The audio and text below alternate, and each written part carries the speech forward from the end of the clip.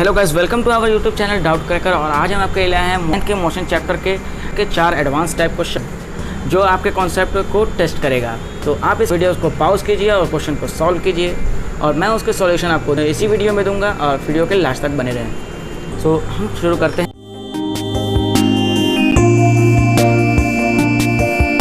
According to question, एक object है जिसकी वेलोसिटी v और एक्सेलेरेशन a है o पॉइंट पर, और वो किसी पॉइंट b पर जाता है तो उसकी वेलोसिटी 5v और एक्सेलेरेशन रिवर्स हो जाता है।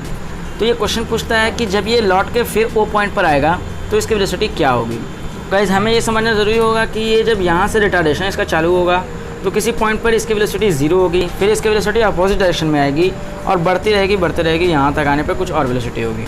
तो हम पहले यहाँ पर स्टार्ट करते हैं कि कि किसी P पर उसकी वेलोसिटी 0 हो जाती है और फिर वहाँ से आने पर फिर B पॉइंट पर आता है और फिर B से O पर जाता है। तो B पॉइंट की वेलोसिटी हम लिख सकते हैं 5V माइनस 5V क्यों? क्योंकि ये अपोजिट डायरेक्शन में है। तो माइनस 5V क्यों आया? ये और ये इक्वल है, बस डायरेक्शन अपोजिट है।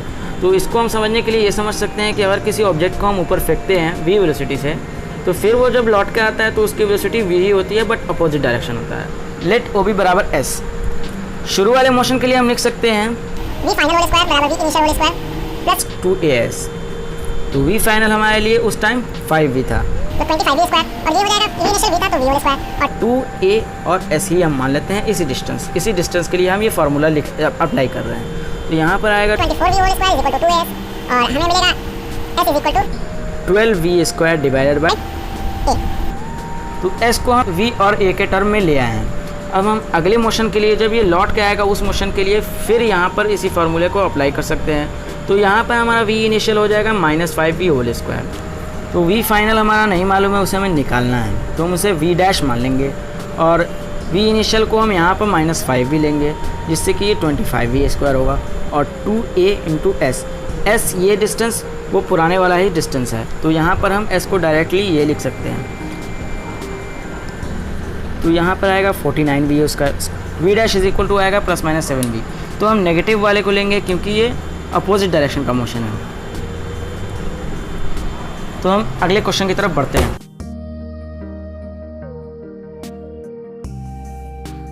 सो गाइस, सेकंड क्वेश्चन का सॉल्यूशन में स्टार्ट करते हैं। सो गाइस, ये क्वेश्चन बोलता है कि एक ऑब्जेक्ट है जिसकी इनिशियल वेलोसिटी 0 है, एक्सेलरेशन a है और n सेकंड पर उसकी वेलोसिटी u है। तो ये क्वेश्चन पूछता है कि इसके मोशन के लास्ट 2 सेकंड पर इसका डिस्प्लेसमेंट कितना होगा। यानी कि अगर हम लास्ट सेकंड को nth सेकंड माने तो ये हमसे पूछता है कि n-2 सेकंड से लेकर n सेकंड तक के बीच में इसने कितनी दूरी तय की। इसको कैलकुलेट करने के लिए हम सिंपल कैलकुलेशन करेंगे। n सेकंड पर उसका पूरा डिस्प्लेसमेंट होगा ut plus half at square. तो u 0 है तो ये टर्म ख़त्म हो गया और हाफ at स्क्वायर, a बराबर a है और t बराबर n स्क्वायर। तो इसको हम ऐसा लिख सकते हैं और यहाँ पर हम और sn माइनस 2 का हम लिखेंगे कि ut प्लस हाफ at फॉर्मूले को दोबारा लाएंगे sn माइनस 2 के लिए, तो ये 0 half a n minus 2 whole square. तो जो nth सेकंड से लेकर n-2th सेकंड तक की जो डिस्प्लेसमेंट होगी वो होगी sn माइनस sn माइनस 2। तो ये आता है आपको half a n square minus half a n minus 2 whole square. Answer है जो u के टर्म में दिया है, तो हम यहाँ पर u का इक्वेशन लिख देंगे। u जो होगा a इंटू n सेकंड तक यह है तो a n होगा। तो यहाँ पर हम a n के टर्म को एलिमिनेट करने के लिए ऊपर नीचे n से मल्टीप्लिकेशन और मल्टीप्लाई और डिवाइड कर देंगे। तो यहाँ पर हमारा आएगा 2an into n minus 1 divide by n। an को हम सिंपली लिख देंगे 2vn-1 डिवाइड बाई n। तो ये हमारा तो सो गाइस, थर्ड क्वेश्चन जो है वो बहुत इजी है, सिंपल लॉजिक से बन सकता है। ये क्वेश्चन कहता है कि एक ऑब्जेक्ट है जो फ्री फॉल करता है तो और v उसकी वेलोसिटी v हो जाती है जब वो h डिस्टेंस गिर जाता है। तो ये पूछता है कि जब उसकी वेलोसिटी डबल हो जाएगा यानी 2v हो जाएगी तो h बराबर क्या होगा। तो इसके लिए हम सिंपल ला सकते हैं। अगर ये h गिरता है तो हम h को क्या लिख सकते हैं, ut plus half gt square. तो यहाँ पर u बराबर 0 है तो ये 0 हो जाएगा और हाफ gt होल स्क्वायर। हम ये भी लिख सकते हैं कि t टाइम पर उसकी वेलोसिटी को हम v माने तो हम v बराबर क्या लिख सकते हैं gt, और इस फार्मूले में हम g2 को एलिमिनेट करते हैं तो half g square t square divide by g जी से ऊपर नीचे मल्टीप्लाई कर देते हैं तो ये आता है हमारा half V square divide by G.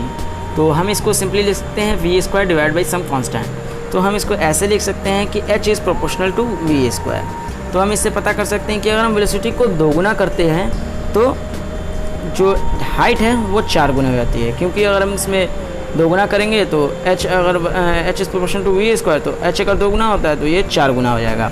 तो आंसर आएगा हमारा 4h। जब वेलोसिटी 2v होगी तो डिस्टेंस 4h होगा।